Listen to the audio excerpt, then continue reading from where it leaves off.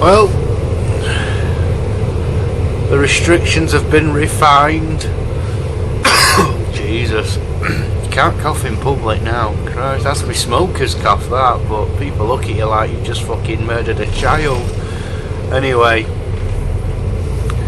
the restrictions have been refined, and the police have been deemed to be too heavy-handed. A bit like this bus driver. So, making the most of my newfound freedom and going to Ashton, which is further than we was allowed before. But it's the only place I can get catnip. Might not be essential to some people, but you tell that to my bleeding cat. A sight I never thought I'd see. Oh, it's got lights on. Still closed though. So, a little bit of good news. There's been a bit of pushback on the police from the most senior authorities in law. So I did manage to get to Ashton, and the image you can see in the background, I've got my box down small of my face because who wants to see that ugly mug? And you can just see my journey into Ashton there, and I don't know what your town's like, how busy your town is normally, but that is dead. There's no cars, there's no people hardly. This is middle of the day, middle of the week, rush hour. Absolutely nothing going on. Anyway, just some stories I want to share with you on this good news. Now, this is how it started just a few days ago. Police are stopping people driving into Manchester city centre and asking for ID. The reason I'm showing you my email there, what happens is when I get something interesting on the news feed, I'll email it onto myself so that I can find it easily to do a video with. This story is now gone. If I click on it, you get to this page. They've deleted this. And this is since the crackdown. This also, and this is still up. The two stories I've got here are still up, fortunately. But I don't know how much longer they will be, so we'll get them on record. UK coronavirus lockdown. Police reissued with guidance on enforcement. Police chiefs have told officers that people should not be punished for driving a reasonable distance to exercise. They were saying that you couldn't go to exercise somewhere that you had to drive to. Well, if you live in the middle of Manchester city centre, that's exactly what you're going to do.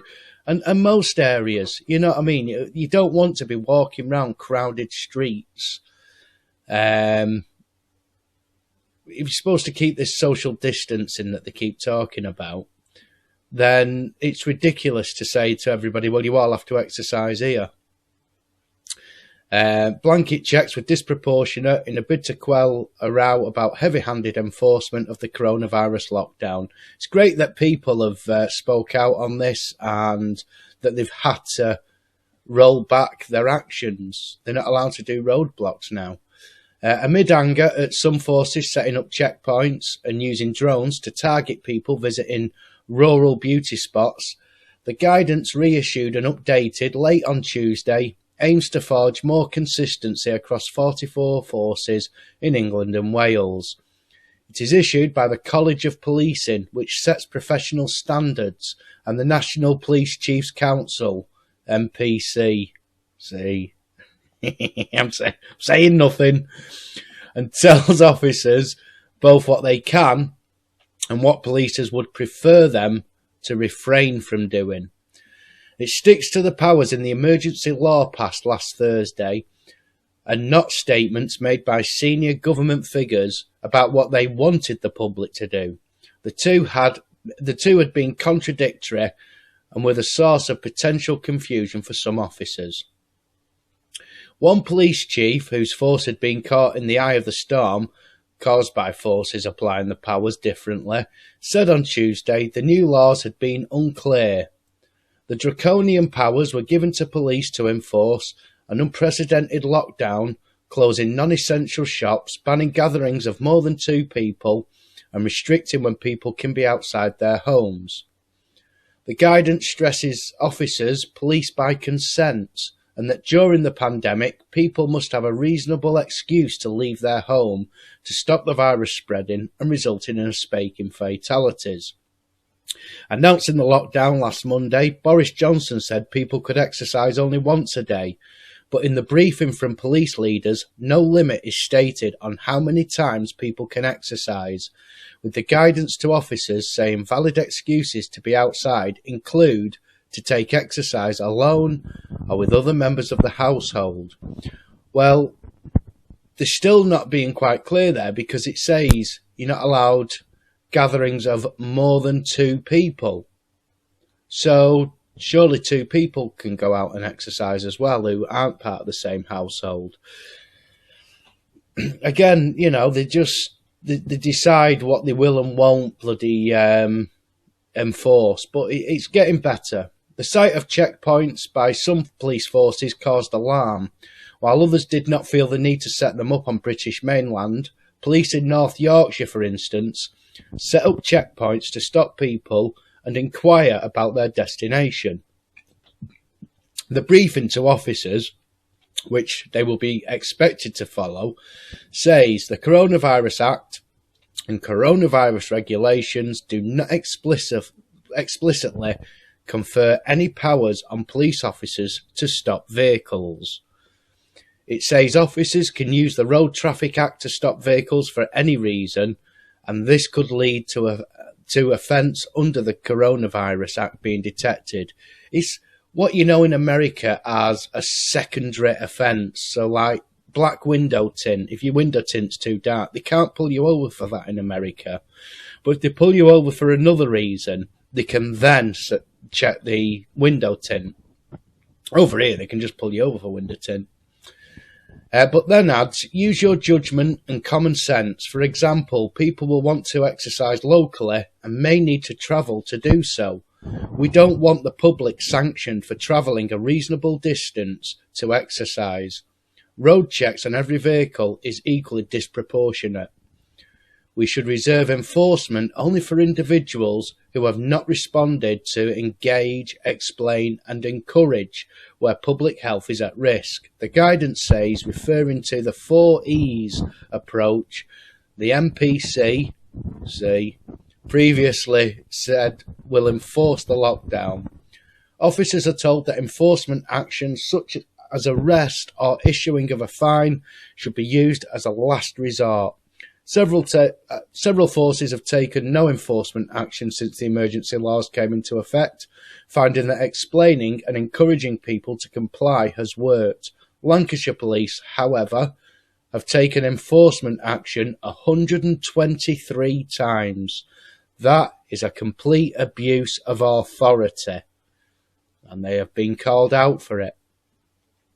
The briefing also says parents or guardians can be fined if their children break the law, and force can be used to get a child back home. If you are dealing with a parent or guardian who is not preventing their child going outdoors, and all other avenues to engage, explain and encourage have been exhausted, you should enforce by issuing a fine. Well, what if that child's out for exercise? Which, let's face it, whenever children are out playing, that is exactly what they're doing, they're exercising.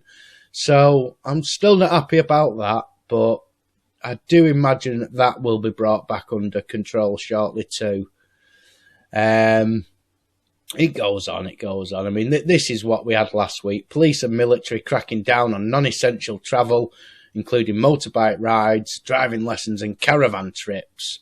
And this is the checkpoint. Look at that. That's the Army. Royal Marines, the Army and police setting up checkpoints. And they've been told, no, you're not allowed. Power to the people. And that's the same story again. But yeah, so we've gone from this to this. They're being told off. It's good news. I'm really happy about that. And There obviously is an element of 2 steps forward, 1 step back, which is how they enforce draconian measures. A lot of this, though, is down to the public themselves, crying out for this, crying out for their own enslavement. This is how stupid people have got now. For me, this whole thing's been handled wrong.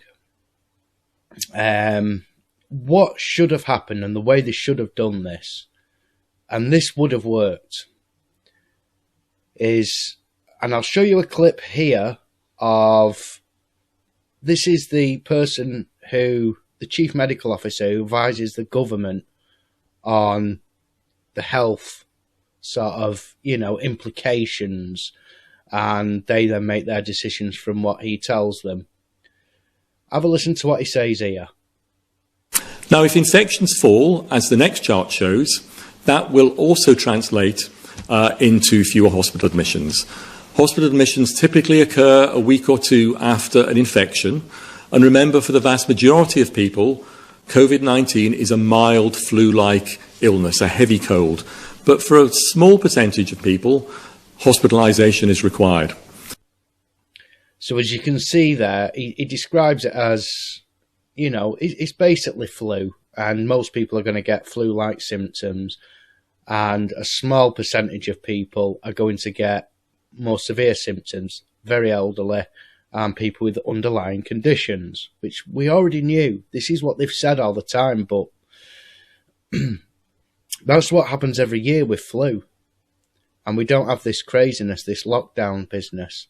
Now, I could understand if they say that this is a new strain that they've not had before, but if you look back in history now, this happened in 2011, and has been around since the 1960s. So I don't buy that at all. And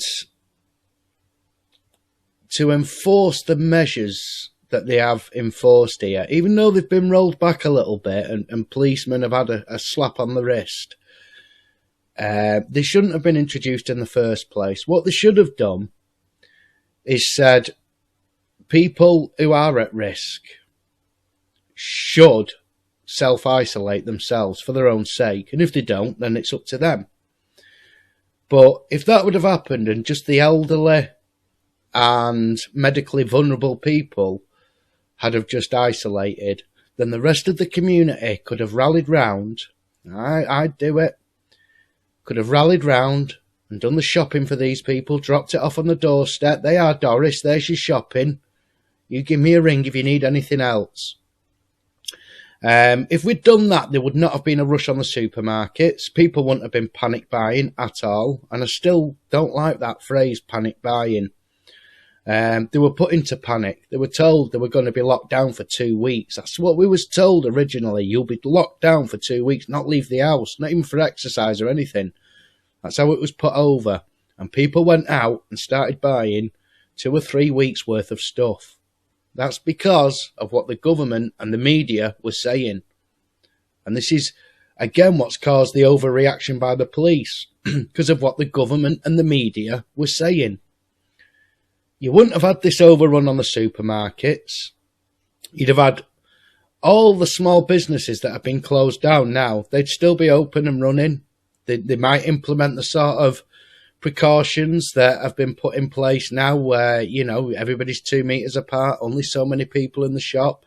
It's over the top if you ask me, but fine, you know what I mean? They're trying to stop, flu spreading more than it needs to. Great. Well, why aren't they doing this every year? Why don't they do this for all flus? They've just gone about the whole thing wrong. And